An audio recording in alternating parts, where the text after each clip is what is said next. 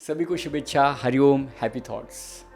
आज हम समझने वाले हैं सही ज्ञान और गलत ज्ञान।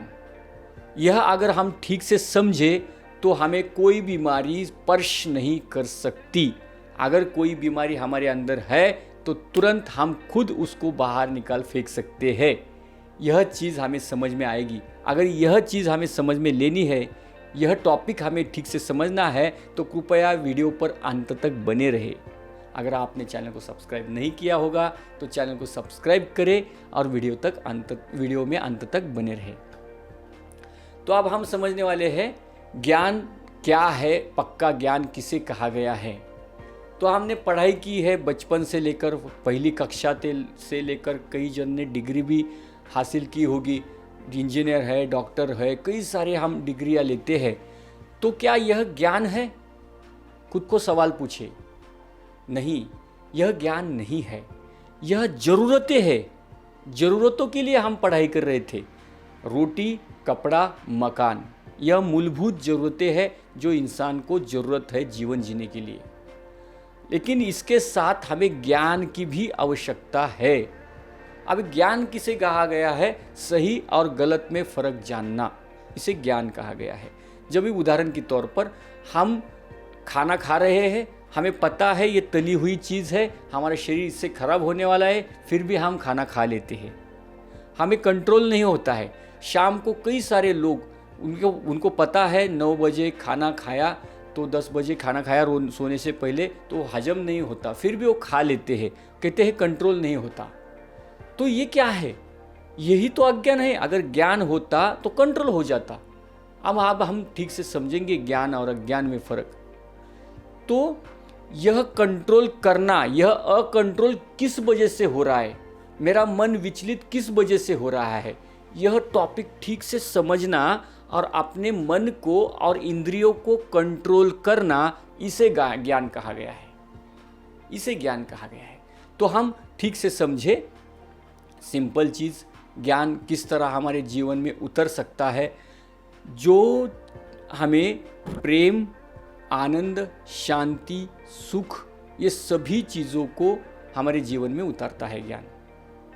तो पतंजलि महामुनि कहते हैं ये ज्ञान न होने से अविद्या यानी अज्ञान होने से अस्मिता यानी कि इंसान को अहंकार उत्पन्न होता है, मैं का भाव उत्पन्न होता है, राग उत्पन्न होता है यानी गुस्सा आना, द्वेष करने लगता है, घृणा करने लगता है इंसान दूसरों से, और उसके अंदर बाद में डर उत्पन्न होता है।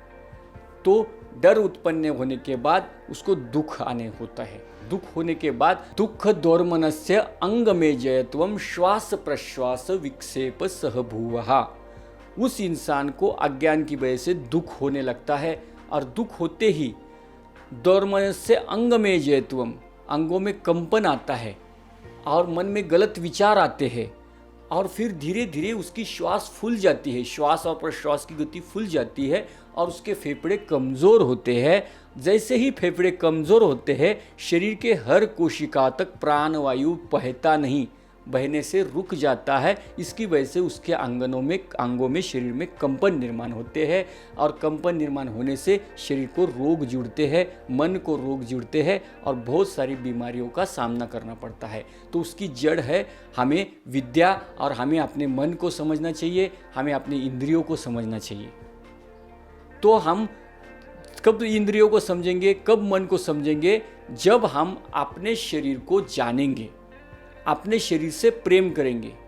अभी सिंपल चीज़ है, अगर हमने अपने बच्चे से प्रेम करते हैं, अपने बच्चे से प्रेम करते हैं, बेटे से प्रेम करते हैं, पति पत्नी से प्रेम करता है, मगर हम खुद से प्रेम करना चाहिए।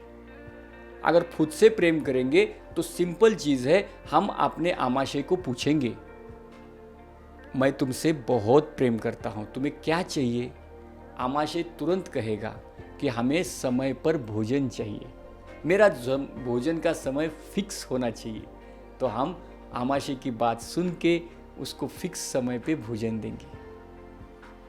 अगर हम अपने छोटी हाथ को समझे तो छोटी हाथ कहेगी हमें ठंडी भोजन बहुत तकलीफ होती है, ठंडक से ऐसा होता है, ऊपर टांग के पीछे से चब्बुक से मार रहे, ऐसा तकलीफ होता है, ठंडा भोजन शरीर में मत डालो। तो हम उसको बंद करेंगे।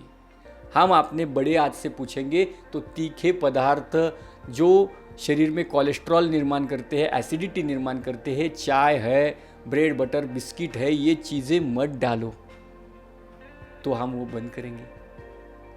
तो हम अपने शरीर को और मन को पूछेंगे तो शरीर कहेगा मुझे ईश्वर ने दी हुई चीज़ें चाहिए, फल चाहिए, फ्रूट चाहिए, अलग अलग सब्जियां चाहिए, मुझे यह जो खाना इंसान ने बनाया हुआ है उससे बहुत तकलीफ होती है, तो हम इंसान ने बनाया हुआ खाना कम कर देंगे, ईश्वर ने दिया हुआ खाना बढ़ाएंगे।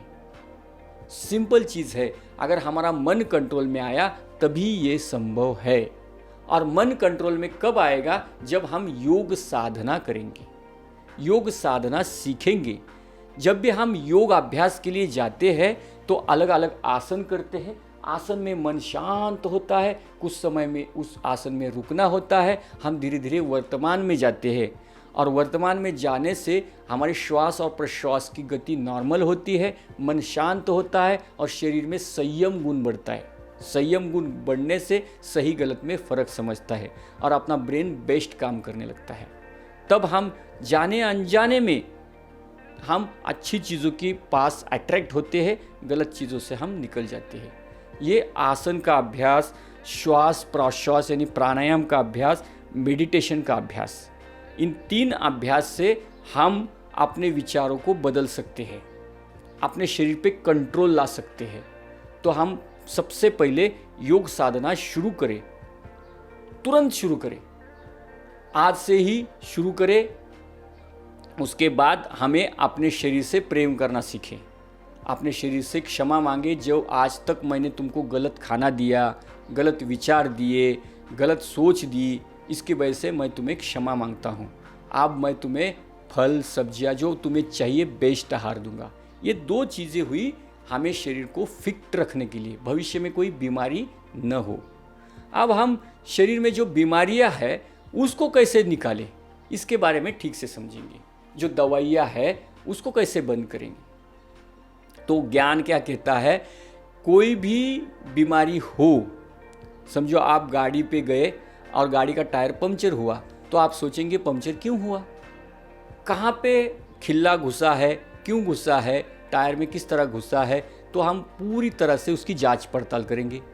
तो कभी भी हमें शुगर बढ़ गई, बीपी बढ़ गई या कोई अन्य बीमारी हुई तो हम उसकी जांच पड़ताल करें कि मैंने कौन सा आहार गलत लिया, मैं चाय ज़्यादा पीता हूँ या क्या मेरी गलती की, मेरी लाइफस्टाइल में क्या गलती है। अगर हमें ध्यान में न आए तो हम क्या करते हैं, तुरंत ध्यान में आए तो बहुत बेहतरीन बात है, ध्यान में नहीं आई तो तुरंत नेचर का सहारा ले। नेचर का सहारा लेने से क्या होगा कि हमारा शरीर, जैसे छोटा बच्चा है रोने लगा तो तुरंत उसके माँ के पास देने से चुप हो जाता है, तो हमारा शरीर भी नेचर के पास छोड़ देने से तुरंत ठीक हो जाता है। नेचर के पास छोड़ दे यानी नेचर ने दी हुई फल सब्जियां ग्रहण करें और इंसान ने बनाई हुई रोटी चपाती जो भी मसाले हैं उसको कम करें, तुरंत आपका बीमारी ठीक हो जाएगी। कोई भी बीमारी हो उसको जितना बढ़ाएंगे, समझो आज एक वक्त का खाना खाया, शुगर 250 थी, 225 पे, आप 2 वक्त का खाना खाए फल सब्जियां, फिर देखो 150 तक आ जाएगी। सिंपल चीज़ है, सिंपल है, ये बड़ी बात नहीं है। तो कोई भी नेचर ने दी हुई वस्तु बढ़ाई और इंसान ने दी हुई वस्तु कम की तो बीमारी ऑटोमेटिक ठीक होने वाली है। शुगर है, बीपी है, कोलेस्ट्रॉल है, कुछ भी है। अगर हमने यह नहीं किया तो क्या होने वाला है, हमारे अंदर जो भी ग्रंथियां है वो अपना काम करना बंद कर देगी और फिर बीमारियां कभी ज़िंदगी में ठीक नहीं होगी। उदाहरण के तौर पर जैसे कोई एक आधी फैक्ट्री है, बंद हो गई, ताला लग गया, तो ठीक से दोबारा स्टार्ट करना बहुत मुश्किल काम है। उदाहरण के तौर पर उसी तरह हमारी पैनक्रियाज है, थायराइड ग्लैंड्स है, जैसे उदाहरण के तौर पर पैनक्रियाज को लेंगे। पैनक्रियाज का अगर आपने दवाइयाँ खाना शुरू की तो पैनक्रियाज क्या कहेगी, मेरे को मुझे इंसुलिन बनाने की क्या ज़रूरत है, ऊपर से इंसुलिन आ रहा है तो मैं इंसुलिन नहीं बनाऊंगी, मैं अपनी फैक्ट्री बंद करती हूँ। फिर पैनक्रियाज इंसुलिन नहीं बनाएगी, फिर धीरे धीरे हमें दवाइयों पर डिपेंड रहना पड़ेगा। फिर दवाई पे डिपेंड रहने से फिर दवाई बंद करी तो तुरंत शुगर बढ़ती है। ये बहुत सारे जन को देखा गया है। तो हम तुरंत योग अभ्यास शुरू करें ताकि इस पैनक्रियाज को ऊर्जा मिले और वो अपना इंसुलिन बनाने को शुरू करे और नेचर की तरफ दिया जाए ताकि जितनी ज़रूरत शरीर को है एनर्जी की उतनी ही शरीर को ग्रहण करे। इस तरह से टेक्निक इस्तेमाल करके हम अपने जीवन को बदल सकते हैं। तो आप याद रखें, फल फ्रूट जो आप ग्रहण कर रहे हैं उसमें और खाना खाने में ज़्यादा अंतर रखें। ये कि याद रखें, फल फ्रूट जो हम ग्रहण कर रहे हैं एक वक्त का खाना उसमें और इंसान ने बनाया हुआ जो खाना है रोटी सब्जी, उन दो खानों में ज़्यादा अंतर रखें, कम से कम 4 घंटे का, तो हमें कोई परेशानी नहीं होगी। सलाद वगैरह आप खाना खाने से पहले खा सकते हैं, वो अच्छी बात है। तो फल है वो खाना खाने से पहले ना खाए। ये 2 चीज़ों को याद रखें। तो आपको यह वीडियो अगर अच्छा लगा तो आप वीडियो को लाइक करें, अपने दोस्तों को शेयर करें और चैनल को सब्सक्राइब करें। अगर और कुछ हमें बात जाननी है तो कमेंट बॉक्स में कमेंट करें। धन्यवाद। हरिओम। Happy thoughts.